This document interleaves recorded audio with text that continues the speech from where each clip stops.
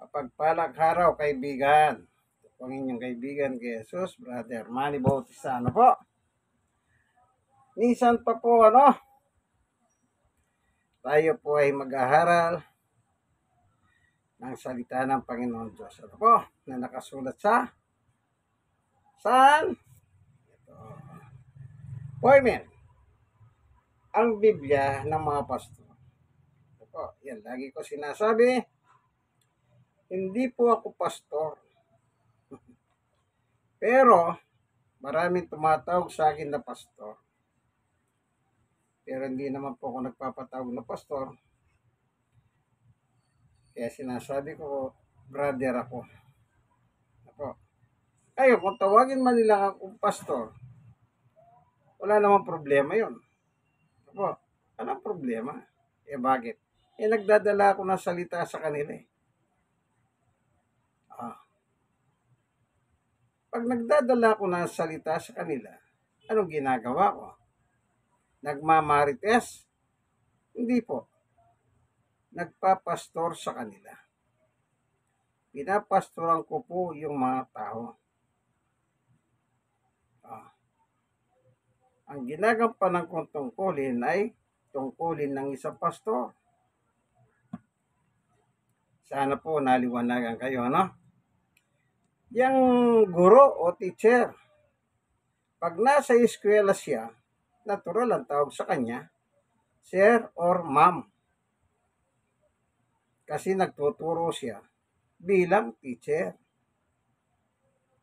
Pero kapag ang isang teacher, mapalalaki, babae, wala na po sa loob ng eskwelahan.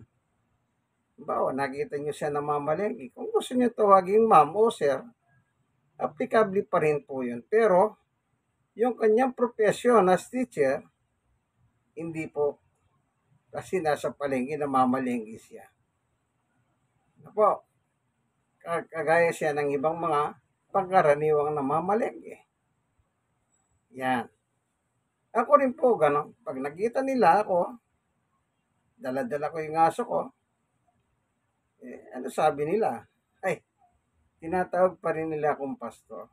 Kasi po, ako yung nakikita nilang nagtuturo naman sa kanila. Yung iba naman, ay brother, kanila. Apo. Pero hindi ko sinasabing ako'y nagpastor. Nagdadala ko ng aso. Tandaan nyo po yan. Ito po ang inyong kaibigan kay Jesus, Brother Manny Bautista. Okay? Sandali lang po, So, makakapakinig po tayo ng awitin. Ang title ay Diyos ay Pag-ibig. Dito po sa YouTube. Pag-ibig ang siyang pumukaw sa ating puso at kaluluwa, at siyang nagtulog sa ating buhay, liwanag sa dilim at pag-asa. Pag-ibig ang siyang butulad natin, di mapapawi kailanpaman. Sa puso't diwa, tayo'y isa lamang, kahit na tayo ay magkawalan. Pagkat ang Diyos natin, Diyos ng pag-ibig,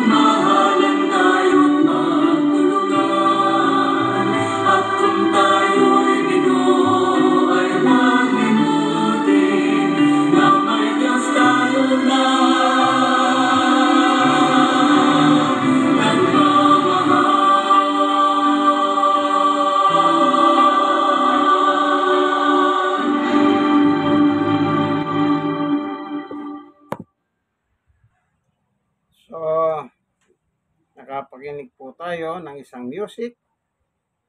Ang titulo, Diyos ay Pag-ibig. Totoo yan, ang Diyos ay pag-ibig. Bakit po? Tingnan niyo po ang pagmamahal ng Diyos sa atin. Ayon po kay Apostol Pablo, Roma 5, sapagkat noon tayo may ina pa, namatay si Kristo sa takdang panahon para sa ating mga makasalanan. Tandaan niyo po, anong klase tayong tao? Makasalanan. Hindi lang basta nagkasala, makasalanan. 7. Mahirap mangyaring ihalay ni numan ang kanyang buhay halang-halang sa isang taong matuwid, kahit na maharing may mangahas na gumawa nito alang-alang sa isang taong mabuti. 8. Ngunit pinatunayan ng Diyos ang kanyang pag-ibig sa atin nang mamatay si Kristo para sa atin noong tayo'y makasalanan pa. Ayan, inulit na naman po, ano? Makasalanan. Sino daw yan? Tayo, sabi ni Apostol Pablo. 9. Yamang sa pamamagitan ng kanyang dugo, tayo ngayon ay napawalang sala, lalong tiyak na maliligtas tayo sa puhot ng Diyos. 10.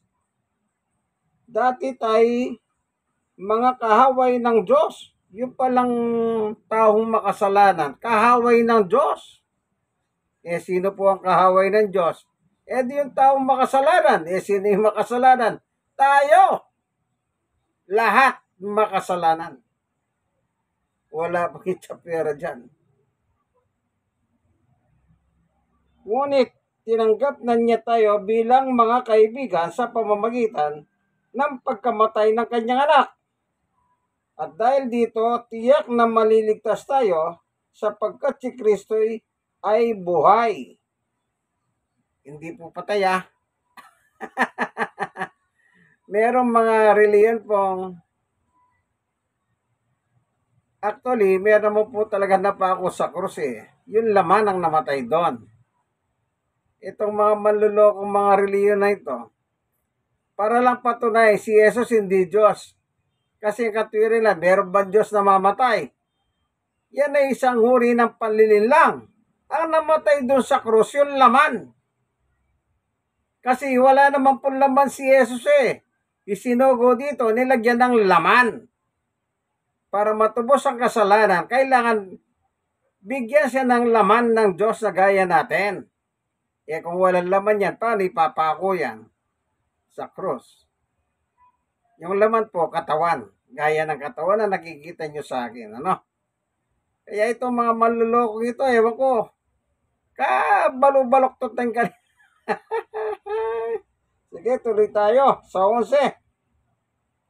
At hindi lamang yan, tayo nagagalak sa ginawa ng Diyos sa pamamagitan ng ating Panginoong Jesucristo, sapagkat dahil sa Kanya ay tinanggap tayo bilang mga kaibigan ng Diyos. Amen. Isang biyaya po, ano? Natanggapin po tayo na bilang kaibigan. Hindi na po tayo kahaway kasi ang kahaway. Kaibigan, hindi na kahaway yan. Kaibigan na. Nandahil po sa pagkapako ni Jesus sa cross. Ano po? Naging kaibigan tayo ng Diyos. Amen. Yan.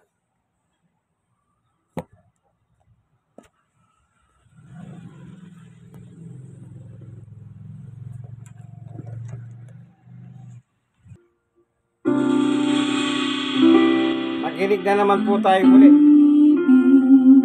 Ang siyang pumukaw sa ating puso, karunungan at siyang natulog sa ating buhay, liwanag sa dilim at pag-asa.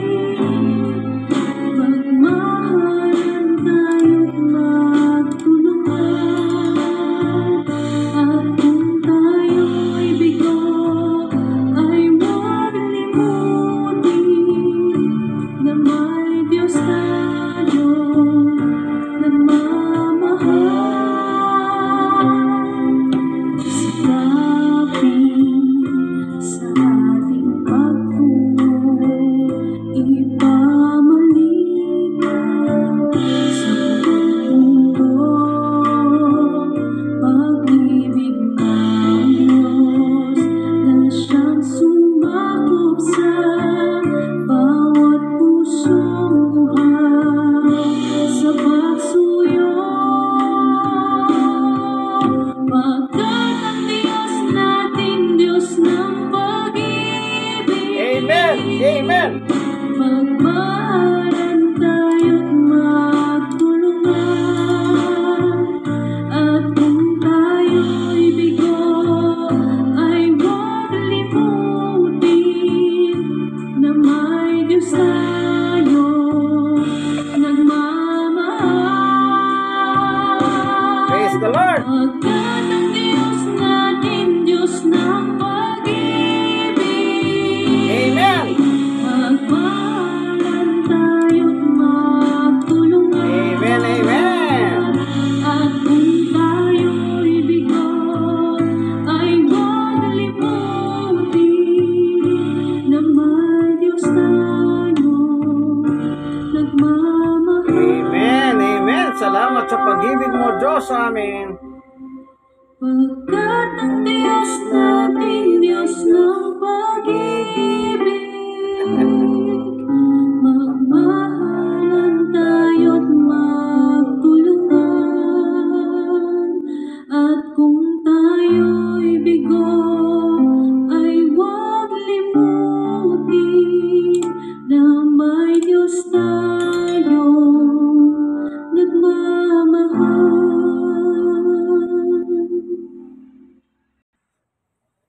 Amen. God is good. Isang awit na naman po, ano? Ayan. Dati wala tayong awit, ngayon nilalagyan na po natin, ano? Yan. Maganda po yun, nakakapakinig tayo ng awit patungkol po sa Diyos, ano? Yan naman ay pinakamaganda yan. Yung iba, maganda rin yung mga iba, yung kanta ng mga pasalibutan. Para sa mga salibutan yan, maganda.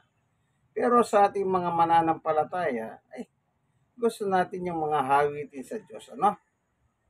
Purihin ng Panginoon. Okay. Dito naman po sa sulat ni San Juan, unang 1:4. 7. Mga minamahal, mag-ibigan tayo sapagkat mula sa Diyos ang pag-ibig. Ang bawat umiibig sa anak ng Diyos at kumikilala sa Diyos. Ang hindi umiibig ay hindi kumikilala sa Diyos sapagkat ang Diyos ay pag-ibig. 9. Inihayag ng Diyos ang kanyang pag-ibig sa atin nang isinugo niya sa mundo ang kanyang kaisa-isang anak upang magkaroon tayo ng buhay sa pamamagitan niya. Kita niyo po? Isinugo yung anak. Isinugo niya sa mundo ang kanyang kaisa-isang anak. So maliwanag po si Jesus po ay hindi galing sa lupa o sa daigdig. Isinugo sa mundo. Tandaan niyo po yan. Hindi po taga-mundo si Jesus. Hindi sa planet Earth siya nagmula. Isinugo siya sa mundo. Ang sabi po ni Juan. Sinong nagsugo sa kanya? Ang kanyang ama. Nasaan nakatira ang kanyang ama? Mamaya, babasahin ko. Tuloy tayo. Sa verse 10, ito ang pag-ibig, hindi sa inibig natin ng Diyos, kundi tayo ang inibig niya at isinugo niya ang kanyang anak upang maging handog para mapatawad ang ating mga kasalanan. Inulit na naman, isinugo. Para saan? Upang maging handog para mapatawad ang ating mga kasalanan.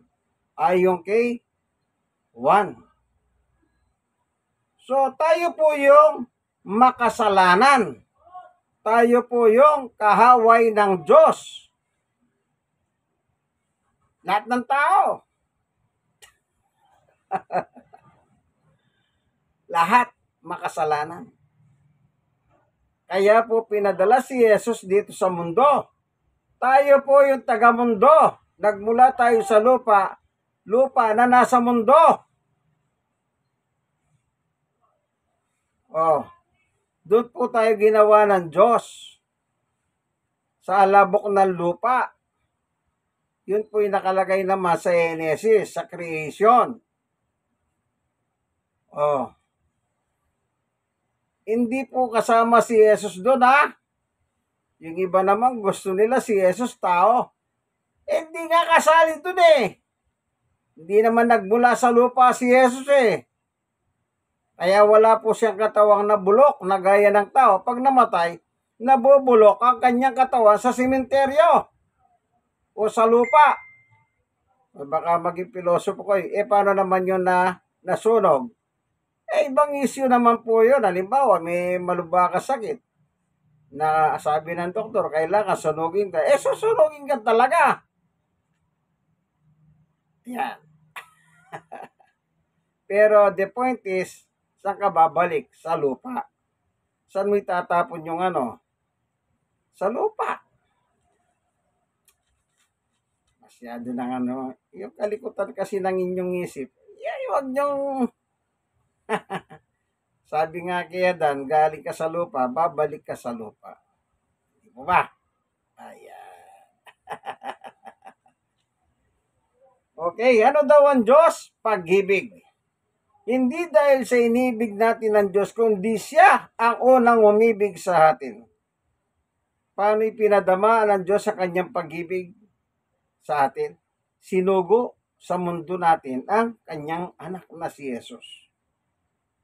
Ngayon, nang isugo siya, wala siyang laman. Kaya ang tawag sa ibang salin ng Biblia, nagkatawan taho, nakitulad sa taho. Kung tao ka na, makikitulad ka pa sa taho.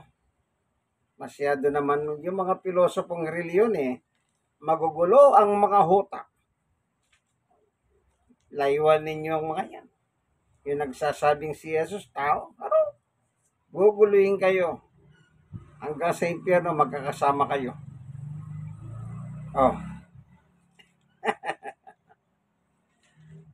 Dito po sa Hebreo, ganito naman na nakasulat. Hebreo 5:6. Dahil diyan na si Kristo ay naparito sa daigdig, sinabi niya sa Diyos, ang mga pangalay, pati mga andog at ang mga ayop na handang sunugin ay hindi mo naibig sa dambana dalhin.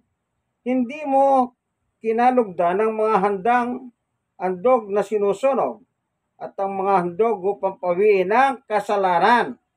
Kaya inihanda mo ang aking katawan upang maging handog. Yun.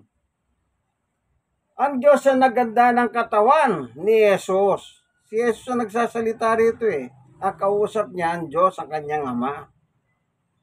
Kasi po, useless ng magandog ng hayop para matanggal yung ating kasalanan. Ngayon, nang sinugo siya rito, pinaganda po siya ng isang katawan, gaya ng katawan natin. At doon po sa sinapupunan ni Maria, doon po naganap ang pagbubuntis ni Maria. Kaya ang tawag doon, nagdadalang taho. Ito naman mga malilikot ang utak na si Jesus daw, hindi Diyos. Tama, hindi Diyos, kundi tao. Lagi na siya, ayan, sinabi na nga nagdadalang taho. Hindi naman sinabing nagdadalang Diyos. Masyado po nga ito Kumbaga sa mga rebel dito, ang utak, walang kalaman-laman, pulbura. Walang pakinabang sa utak nila. Siyempre, pag nagbubuntis ang isang tao, anong tawag nila doon? Di po ba nagdadalang tao? Si Maria, nagdalang tao ba siya? Opo. Sino ang dinalang tao niya? Si Jesus. Kaya nung lumabas ang pinagbubuntis ni Maria, ang tawag sa kanya, Jesus. Yung Jesus po, yun laman. Pero bago siya naging laman, siya po ang Kristo.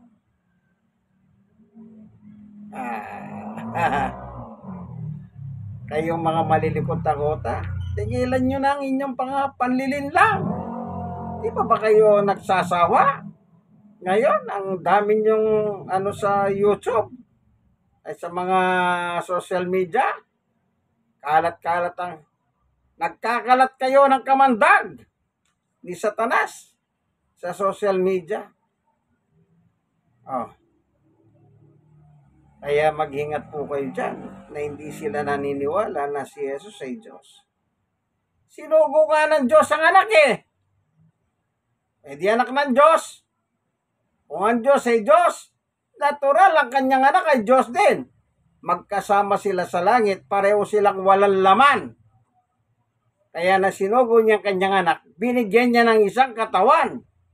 Gaya ng katawan nakikita niyo sa akin. Yun po yung inihandog sa krus. Oh, pero namatay ba yon? Yung laman lang po ang namatay. Kasi po katawan po yun. Oh, kayo ba kumakain kayo? Umiinom kayo ng tubig? Eh si Jesus din po nang magkatawan tao, kumakain din naman siya eh. At umiinom din naman. Pero hindi nabulok ang kanyang katawan. Pero tao po, tayo, pag namatay tayo, nabubulok po ang ating katawan. Ano po? Kayo ingat-ingat kayo. Ayan, nakita nyo po? Yun ang pagmamahal ng Diyos sa atin. Kaya nakapakinig kayo ng awitin ay Diyos ay pag-ibig. Totoo nga naman, Diyos ay pag-ibig. Siya kasi ang pinagmulan ng pag-ibig. Kaya tayo natutong umibig. Siya ang unang umibig sa atin. Tayo po ay natuto sa Kanya. Amen. Sabi sa verse 11, unang 1:4-11, mga minamahal, kung ganon kadakila ang pag-ibig ng Diyos sa atin, dapat din tayong magmahalan. Pero ngayon, sa panahon natin, nagmamahalan pa ba ang tao? Kaya ikaw kaibigan, sumagot. Yung mga malalapit sa iyo, yung mga kapitbahay mo, kalugar mo, kakilala mo, nagmamahalan pa ba? Marami po akong nakita. Nasa isang sekta ng reliyon po sila. Nag-iiwalay at nag-aasawa ng iba. Alam niyo po, iba ng panahon ngayon. Kumisan yung asawang babae, kapag mayroon pong insurance yung asawa lalaki, unti-unti nilalason para pag namatay, hindi alata. Pagkatapos i-claim yung pera ng insurance. Ganon din po yung lalaki. Pag alam niyang merong insurance si babae, yan, unti-unti na niya lalasonin din para may claim yung pera. Pero nang ikinasal sila, sabi ng nagkasal, mahal mo ba? Aba, hindi pa natapos sa sasabihin ng mahal mo sa timano. Opo, father. Kinalaho na, nilalason lang pala. Kaya sabi dito ni Juan, mga minamahal, kung ganon, kadakilang pag-ibig ng Diyos sa atin, dapat din tayong magmahalan. 12. Kailan may wala pang taong nakakita sa Diyos. Ngunit kung tayo'y nagmamahalan, nasa atin ang Diyos at magiging ganap sa atin ang kanyang pag-ibig. Amen. Kapag pala tayo nagmamahalan, nasa atin ang Diyos. Kumbaga, nagre-reflect po ang Diyos sa atin kung tayo nagmamahalan. Kaya ngutos, magmahalan tayo. Ano po? Kaibigan, mahal mo ba ang kapitbahay mo?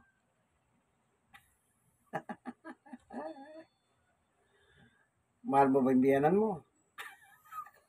Sabi nila, ang unang magkalaban sa pamilya, magbiyanan. Ano? Para wag mo makasama ang biyanan mo. Pag mag-asawa ka, bago ka mag-asawa, meron ka ng bahay malayo sa biyanan mo. Ano? Eh, ang problema ngayon, wala pang bahay, walang trabaho, ba gusto mag-asawa. Pagkatapos nakasilong sa biyanan. Natural. So, sisilong ka sa biyanan mo. Ang biyanan mo nakikitira ka lang eh. Na, magmahalan daw po tayo, sabi ni Juan. Kaya ganun po kadakila ang pag-ibig ng Diyos sa atin. Anong ginawa ng Diyos? Nakita niya po wala tayong capacity o kakayahan upang mapatawad ang ating kasalanan. Maging sa Old Testament naghahalay sila ng mga hayop. Naging ritual na lang sa kanila yan hanggang sa hindi na po nila tinutupad talaga yung batas sa paghahandog. Kaya inayawan na po ng Diyos ang kanilang paghahandog at ang pinalit ang handog ni Jesus. Kaya mahal tayo ng Diyos. Lahat ng tao, sinahunang tao hanggang sa ngayon, mahal tayo ng Diyos. Dito po sa panguling talata po, 1:3-16.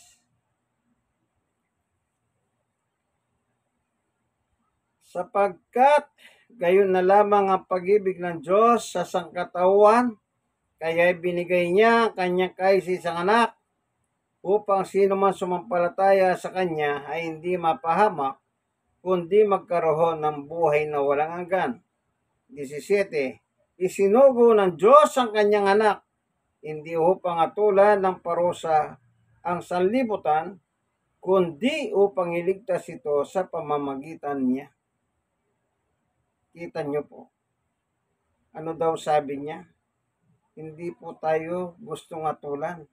Ang gusto ng Diyos, maligtas tayo sa pamamagitan ng ating pananampalataya sa Panginoong Jesucristo.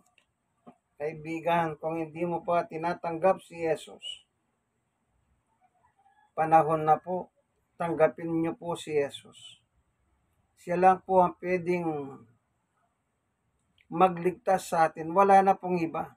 Hindi reliyon. Kahit gaano pa kalaki, kagandang reliyon mo, wala yan. Yung iba sabi nila, makita daw ang simbahan nila, ang ganda. Pero ang turo nila, Antikristo. Ano mo yung simbahan na maganda na Antikristo naman ang turo?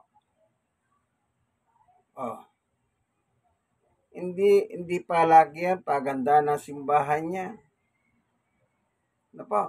Yung pananampalataya natin kay Jesus. Tatandaan niyo po, babalik na po ang Panginoong Yesus. Malapit na, nangyayari na lahat ang mga sinyales na binabanggit ng Biblia sa kanyang muling pagparito. Kaya si Jesus na rin po, panguling talata. Masarap kasi pong namnamin ang salita ng Diyos. Walang kagaya ng salita ng Diyos. Napakasarap talaga po. Ito po sa Pahayag 22:21. Sinasabi na nagpapatotoo ng lahat ng ito, tiyak na nga, darating na ako. Amen. Dumating ka nawa, Panginoong Yesus. Sino pong darating? Si Yesus. Kaya sabi ni Juan, Amen. Dumating ka nawa, Panginoong Yesus. Panginoon Diyos, marami po salamat sa iyong pagmamahal, pag-ibig sa amin. Ikaw po ang nagsakripisyo. Imbis na kami po magsakripisyo, ibinigay mo po ang iyong bugtong na anak na si Jesus. Siya po nagdusa, naghirap hanggang natulas siya ng kamatayan.